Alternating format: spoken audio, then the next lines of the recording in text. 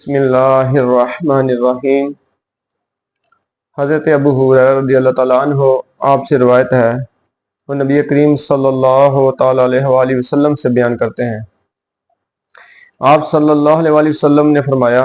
اللہ تعالیٰ کا ارشاد ہے، میں نے جنت میں اپنے نیک بندوں کے لیے ایسی چیزیں تیار کر رکھی ہیں، جنت میں نے اپنے بندوں کے لیے ایسی چیزیں تیار کر رکھی ہیں جنہیں نہ تو آنکھوں نے دیکھا، نہ کانوں نے سنا، اور نہ ہی کسی انسان کے دل میں ان کا خیال ہی گزرا۔ اللہ تبارک و تعالی نے اپنے نیک بندوں کے لیے جنت میں ایسی چیزیں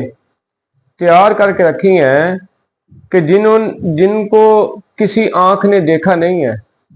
جس کو کسی آنکھ نے دیکھا نہیں ہے، یہاں تک کہ کسی کا خیال بھی نہیں گزرا کہ اللہ تبارک و تعالیٰ کی طرف سے جنت میں جو انعامات اس کے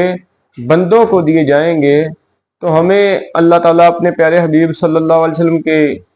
لائی ہوئی تعلیمات کے مطابق زندگی گزارنے والا بنائے۔ جب ہم اللہ کے رسول صلی اللہ علیہ وسلم کے احکامات کے مطابق، قرآن اور سنت کے مطابق زندگی گزاریں گے تو انشاءاللہ العزیز اللہ تبارک و تعالی ہمیں وہ چیزیں عطا فرمائے گا۔ اللہ تعالی ہمیں اپنے نیک لوگوں کی صحبت سنگت میں رہنے کی توفیق عطا فرمائے، اور اپنا ذکر اور ہر وقت اپنا شکر ادا کرنے کی توفیق عطا فرمائے۔ آمین۔